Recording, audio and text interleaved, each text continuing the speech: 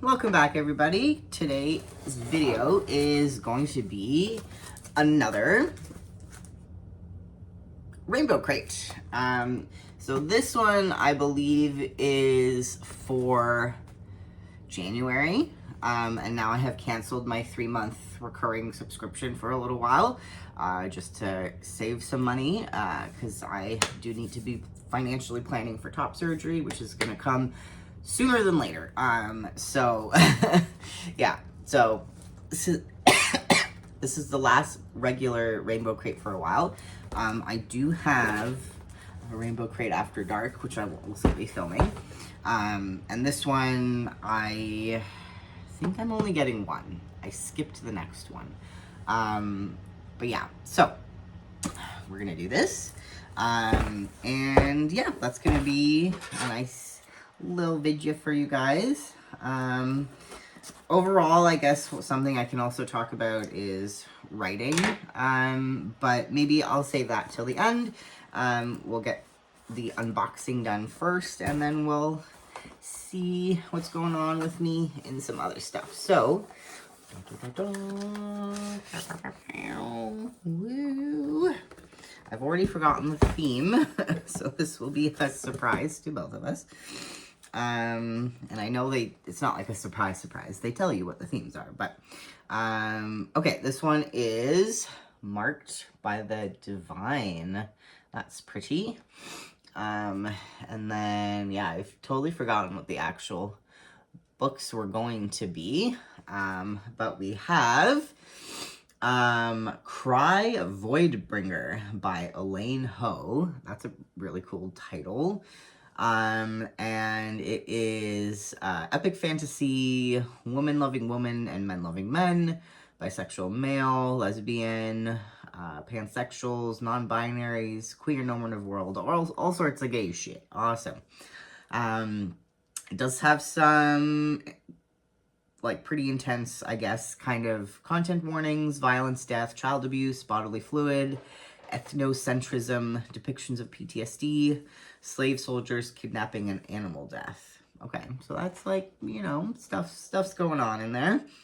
And then the second book, I realized I totally, completely, like, gapped on what this one was going to be. So this is truly a surprise to me. The second book is The Prince's Poison Vow by Haley Turner. This is also epic fantasy. We've got bisexuals, gays, sapphics, asexuals, and queer normative world.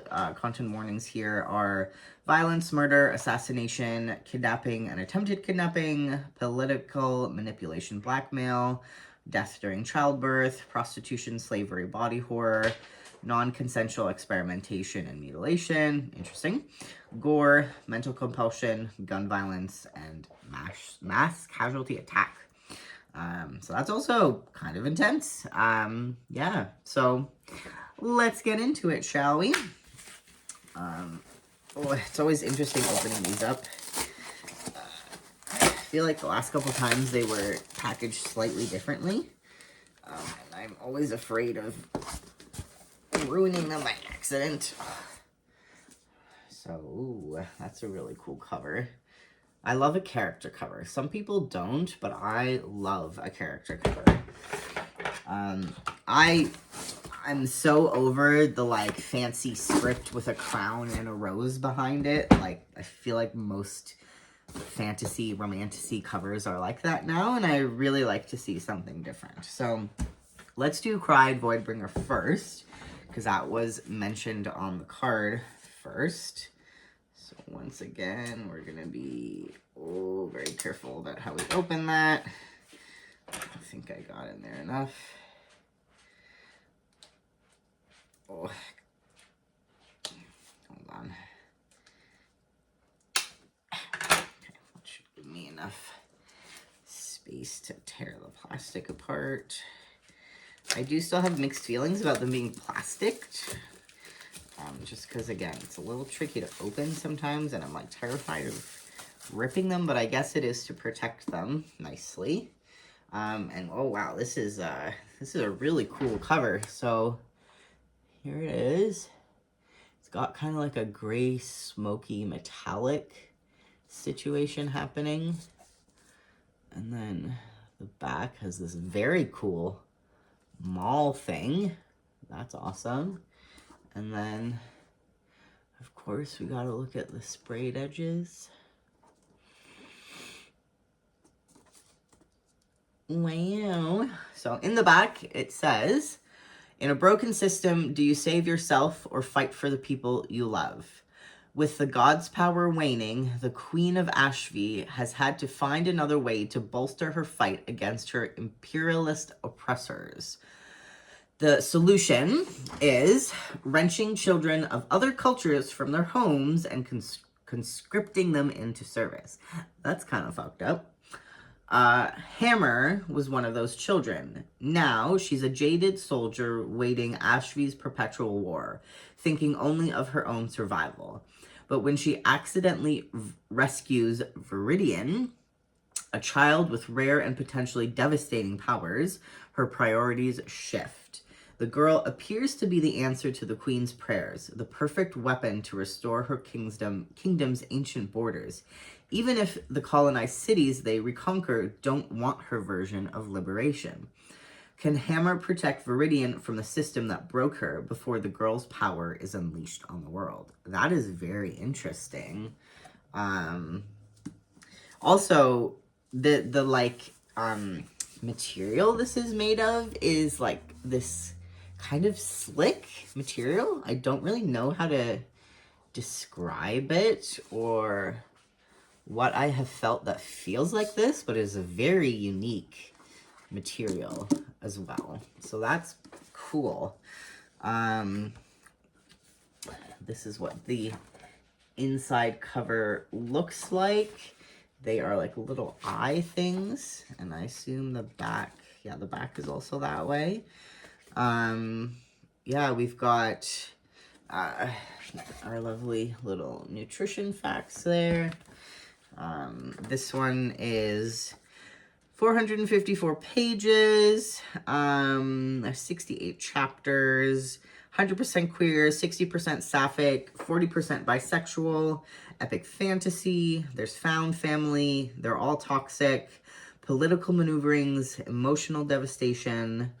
It is 100% for adults, and it says error in point of view, which is interesting. I don't know what that means. That's odd. It looks like a dual POV because the chapter titles say the character names. So I don't know. That's interesting. We do get a little signature from the author. I did see a map in here. Let's see. There is a map, and I love a good map. Some people don't like maps, which is odd to me. I think maps are one of the funnest things in books. I love a map, I love a diagram, I love a letter, I love all sorts of shit like that. And then there is a little playlist as well, so that's really cool. That's something I've thought about for doing for my stories, but that's like a whole job in and of itself. I want it to be fun more than anything. And then the author thing on the back says, Elaine Ho is an award-winning Asian American illustrator and author. Ho originally received a degree in psychology before pivoting into art full-time. Sweet, that's the dream. Working as a concept artist in theme parks and virtual reality before becoming a freelance illustrator. She is the former art director for Correo, a speculative fiction magazine focused on the diaspora experience. Having bounced between the US and Singapore for most of her life, she belongs to both and neither city. Cry Voidbringer is her first novel. Very cool. Oh, and we have to see the under the jacket, don't we? So, of course, how could I forget? Oh, the inside also feels really cool. That's also like a cloth bound kind of situation. So that's the front to there, the spine, and then the back. Mercy doesn't grant power. Power grants power. That's a statement. Very cool. That sounds like a pretty intense read, if I do say so myself. And definitely something in these current times that would be probably an interesting read with, you know, all the political shit happening all the time. But yeah, that's really cool. That I'm excited to read that again. Whenever I do, I really have to make the conscious decision to not buy more books for a while. I need to read my own shelves. I have collected a lot of books in a very short time, considering like my lifelong book buying habits, which for a lot of my life have been pretty sparse. You know, I got a decent amount of books when I was young, over like, you know, a 10-year period, 15-year period of being a young person. And then in my 20s and like early 30s, I really did not buy a lot of books, mostly because I knew going into a bookstore was dangerous and I would always spend money, and I didn't have as much financial flexibility in that time of my life. And then in the last little while, I guess I have had a little bit of that financial flexibility, which I'm grateful for. But I have spent a lot of money on books and not a lot of time reading them. So I know all of you probably resonate with that dilemma. So yeah, I think I need to rein it in a little bit. You know, one of my problems is I really want to support writers. So when people are having, you know, their new book is on pre-sale and stuff like that, like, I want to be able to, you know, support that venture and make sure you know, publishers know that there's interest in their work. And I just really want to support people. So it's hard not to, because, you know, there's almost a larger thing at play, more than like, I want that book. It's like, I want that writer to be successful. Just like, you know, when I have my own work published, I would, you know, want people to support my work too. So it's such a dilemma, right? But, you know, I do have, you know, financial restrictions kind of in place right now. I do need to be saving my money so I can take time off work and do my surgery.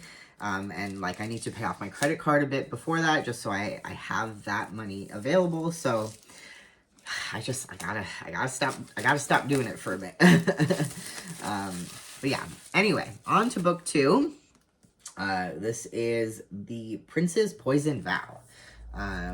That is, once again, a very cool cover. Look at all these guys on this book.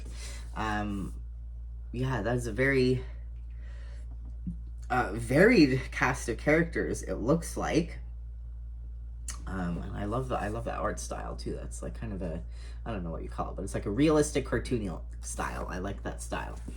And then, okay, so on the back it says, the warden, the prince, the cog, the princess. Every country is built on revolution. The warden. Soren is a nameless, stateless man, tasked with keeping watch over Miracle's borders. He isn't meant for politics, only dealing with the dead. His past was buried in the poisoned fields, but after a fateful encounter with a prince, Soren comes to realize he can't keep what magic burns inside him hidden forever. I wonder which one the warden is. I'm gonna guess it's like one of these two guys. I feel like they look very warden-y. Yeah. The prince, Vanya Lindell, was the spare who survived the house's murderous games to become the imperial crown prince of Solaria. He has a duty to his country, but he'll owe his life to the wardens. Payment of any kind is costly, especially when he's at risk of losing his heart to the man who saved his life. The cog. Chris Demlin hears the siren song of clarion crystals better than anyone in Ashian. That skill for inventing has enriched her bloodline, but it's who she can become that will ultimately entangle her with the Clockwork Brigade. Actually, the prince, there's three princely looking guys, right? I mean, obviously he's wearing a crown, so that looks very princely. But maybe one of these two guys? I don't know. And the cog, just based on outfit alone, I'm gonna say is that one. They're wearing like steampunky glasses. And the princess, Emeril Rourke, should have been raised to be queen of one country. Instead, she is prisoner of another. Guided by a star god, Emeril bides her time in a gilded cage, spinning a political web to gain a throne and start a war the world isn't ready for. And I mean, she looking very princessy, so I don't know. But that is a very, like, there's a lot of things at play here, so I wonder how they will kind of intertwine with each other. Yeah, I don't know if I showed the back. There's the back, and then of course the sprayed edges are very steampunky, so that it looks like there is guns in this world, which is fun. I love a fantasy with a little bit advanced technology. That's like an interesting spot in like the world to be in. Oh, there is a very the drawing in there. Sorry, I was caught off guard. Okay, so that is the front cover. That is gorgeous. Look at that glimmer of gold.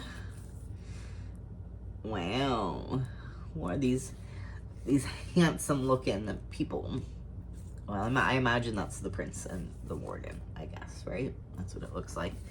And then the inside, the reason I went, wow, was that. Look at that saucy outfit. A bare chest. Gorgeous. I love that.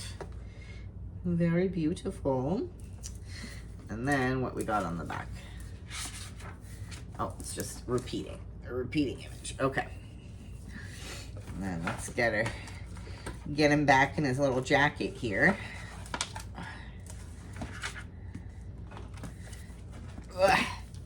Okay, so this one doesn't really have like a recipe thing like the other one does. It just has the representation, which I mentioned from the card, the spice level, which is 3 out of 5 stars, and then the content warnings again. Once again, we have a signed copy, signature from the author, which is like so cool to own signed copies of books, you know. Oh, that's really pretty. Little clockwork heart. Yeah, let's see, is there a map? I think there's a map. Yeah, boy.